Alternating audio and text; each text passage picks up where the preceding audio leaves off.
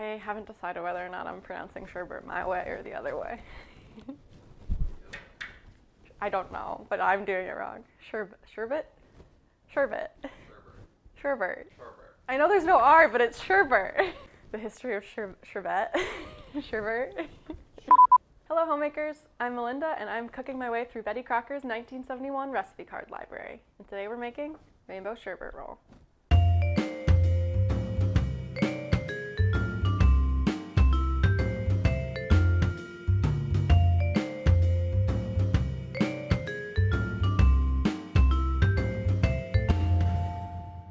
All right.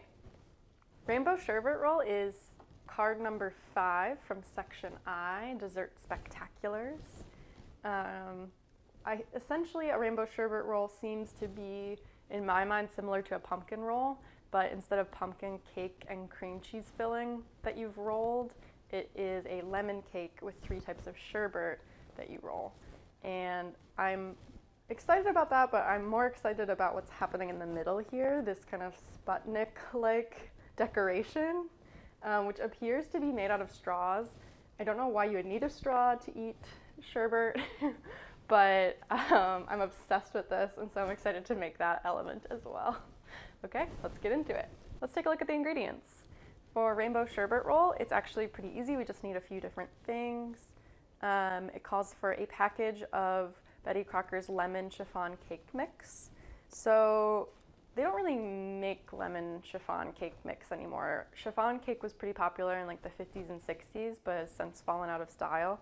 So I just have Betty Crocker's super moist lemon cake mix, and I hope that it's similar enough that it will work. Also, you need the ingredients to make the cake mix, so water, oil, and eggs. And then it also calls for raspberry, orange, and lime sherbet. And I found this tub of sherbet that seemingly has raspberry, orange, and lime. I can't guarantee that because it doesn't say the flavors on the package, but from the colors I'm making an assumption. And then I also have some paper straws to make our centerpiece. Okay, so the first step is to heat the oven to 350, which I am doing, and then prepare cake mix as directed on the package. So yeah, that's what we're gonna do. I used to make these box cake mixes growing up, but I haven't made one in quite a few years. But it's pretty easy. I think you just mix cake mix, water, oil, and eggs in a large bowl, beat vigorously by hand for 2 minutes.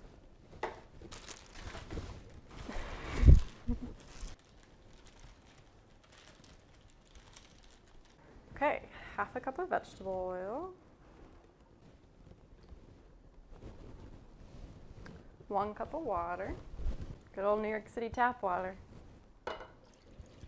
and then 3 eggs.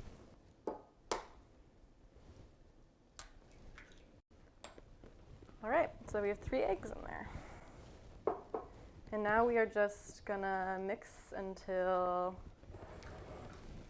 for 2 minutes. While I'm beating this cake mix for 2 minutes, I thought it'd be a good time to do a little Betty history. So box cake mix premiered from other brands in the 1920s, but Betty Crocker's team didn't debut their cake mix until I think it was 1947. And they took 4 years of research and development to come up with their box cake. And all you had to do was just add water and pour into the pan. And they thought it would be a huge success, just like Bisquick was, but it turns out that people didn't really want to buy it, and they didn't know why. No one was interested in their box cake mixes. And so they hired this business psychology team who did a lot of research, and they came back to General Mills and said that the reason people aren't buying box cake mixes is because women feel like they're cheating by using them. And at the time, it was just add water. It already had the shortening in it, and it already had powdered eggs in it. And General Mills decided that they would change the steps and actually have the women put fresh eggs in, because it helped the women feel like they were actually making it a little bit from scratch, a little bit by hand. And even after they made that change and you use fresh eggs, it still wasn't a huge success. It was kind of slow growth for box cake mixes. People still thought it was too modern, too quick. And there's stories about how, you know, at a party, a busybody neighbor would dig through a woman's trash to see if they could find a box of Betty Crocker cake mix, or if she had really made her cake from scratch. People lied about whether or not they were making their cake from scratch. All right, so we have prepared our cake mix as directed on the package. It says to pour half the batter into an ungreased jelly roll pan. This is a quarter sheet tray, which I think is around the same size. And spread the batter into the corners, and then pour the remaining batter into an ungreased loaf pan. So let's do it. Ooh, I'm not sure I know when I've used half the batter. Basically, whatever we don't put in this jelly roll pan / quarter sheet tray goes in this loaf, and it doesn't really say what to do with this loaf pan's worth. It just says use loaf cake as desired. So I really just want to make sure that I have enough in here, and like we'll just bake the extra to bake it. All right, our cake is ready. We are gonna put them in the oven. It says that the jelly roll will take 20 to 25 minutes, and the loaf pan will take 45 to 50 minutes. So we'll just have to keep an eye on that one. Okay, I just took our little cake out of the oven. It got a little brown, which I'm nervous about. And it's also not very even. Like, it's a little bit thinner on this side and thicker on this side.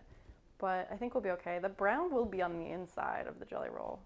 So we let it cool on the pan for about 10 minutes, and now we are going to invert it onto a clean towel, but the clean towel should be sprinkled with powdered sugar. So that's what I'm gonna do first. I've never done this before, and I don't really know how much powdered sugar, because I don't think you want so much that this is gonna get everywhere. Loosen cake from the edges of pan, invert on a towel sprinkled with confectioner sugar. Do you think she's gonna come out? Oh yeah, okay.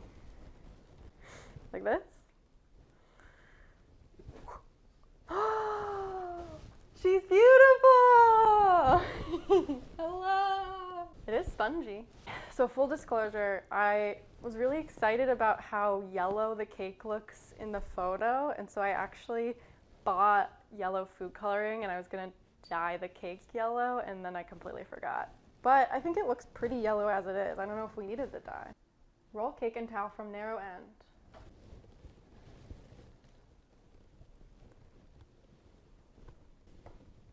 Okay. She's rolled. We're gonna let this cool on a wire rack, and then when it's completely cool, we'll fill it with sherbet. Okay, we have let our little rolled cake cool on a wire rack, and now we are gonna unroll it and fill it with sherbet. I think you do this so that you kind of give it a head start. If it's cooling while it's rolled, it kind of will hold its shape better. It fully broke. The sherbet will fix it.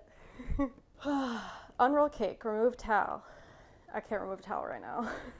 We're just gonna work with it. Beginning at narrow end, spread raspberry sherbet on 1/3 of the cake. It's too frozen. What if I microwave it? Is that crazy? Uh-oh. This might be my first failure. It's not going well. Betty didn't even tell me to let this sit out. I just decided to let it sit out. What if someone stupider than me was trying to make this cake? Okay, I tried melting the sherbet a little bit, and you don't really get a good in-between where it's like creamy enough to, like it's either melted or it's chunked. You know, I don't want to like push too hard on it. You know, we got a little mixture of everything here. There's some orange in the raspberry. There's some green in the orange. Ah! Okay, into the lime. Quickly, chop the lime. See, it's like there's chunks, there's smooth parts. I'm just gonna start rolling. Okay. So the issue is you don't want to use the towel this time. So I'm just gonna use it as kind of a press. We're rolling. It's breaking again. I've got to get it onto this tin foil. How am I gonna get it on the tin foil?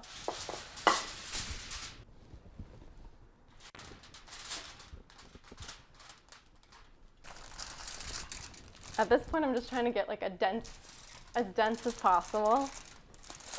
And it's gonna freeze in the freezer, so hopefully the cake will kind of congeal again.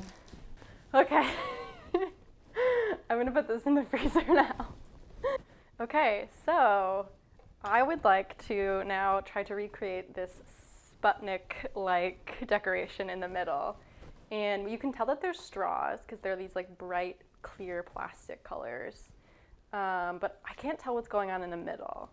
It might be like a styrofoam ball, it might be a scoop of ice cream, but that might melt. So I don't know what it is, but my plan is to use this extra cake that we made and kind of shave it into a half sphere and then stick the straws in that. Will it work? Probably not, but it's worth trying. The cake's right here, I don't want to waste it. Got it. Okay, so I'm gonna try to shave this into a dome. I don't even know if it's gonna hold straws. Maybe it will. And these are paper straws, by the way, because we're trying to save the environment. We can't use plastic straws anymore. But I did buy them on Amazon, so like one good thing, one bad thing. No!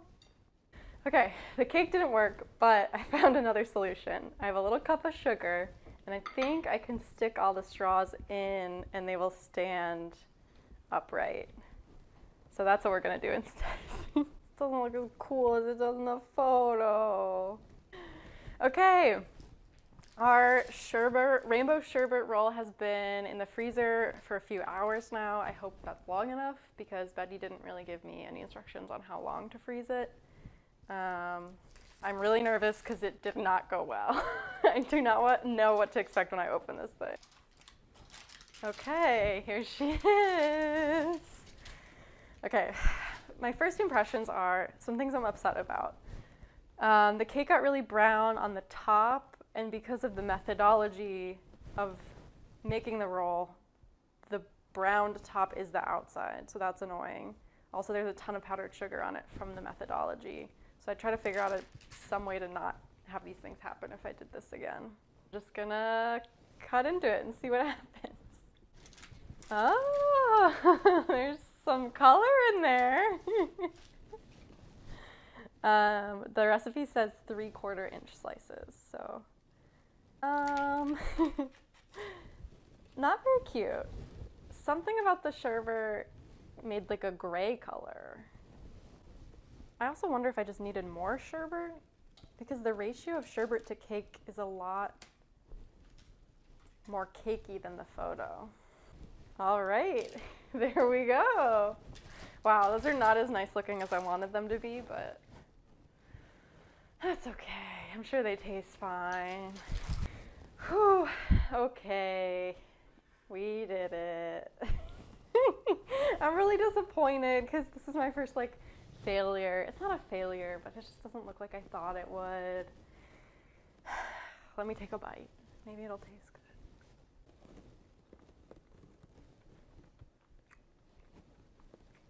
It's weird because the cake is pretty soggy.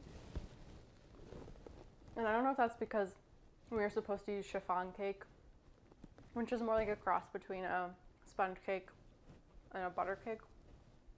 So it would be more light and fluffy, like an angel food. Whereas this was pretty dense to begin with, so then to add sherbet to it made it just more dense. Overall, I feel like we didn't have enough sherbet. That might have been part of the problem. And also laying the sherbet down was really difficult. So it was either clumpy or melting. So the result is just kind of an ugly mess inside. Okay, Rainbow Sherbet Roll. I'm disappointed. I think it's my first fail. It had so much potential because it looked so bright and colorful, and I love the straw element. I just thought it was so wild, it kind of overtakes the dessert itself, and I wasn't able to accomplish either of those things. My roll wasn't colorful, and my straws did not overtake the dessert because I wasn't able to get as much of a sphere of straws as I wanted. It tasted okay, but it also just wasn't an enjoyable experience, you know, cake mixed with sherbet like that. There was a lack of instruction on how to apply the sherbet, so not terrible, but not great. I would give this 2 out of 5 red spoons. All right, back in the box. Thank you so much for watching, and if you enjoyed this episode, make sure to give it a like and don't forget to subscribe to my channel. And until next time, happy homemaking!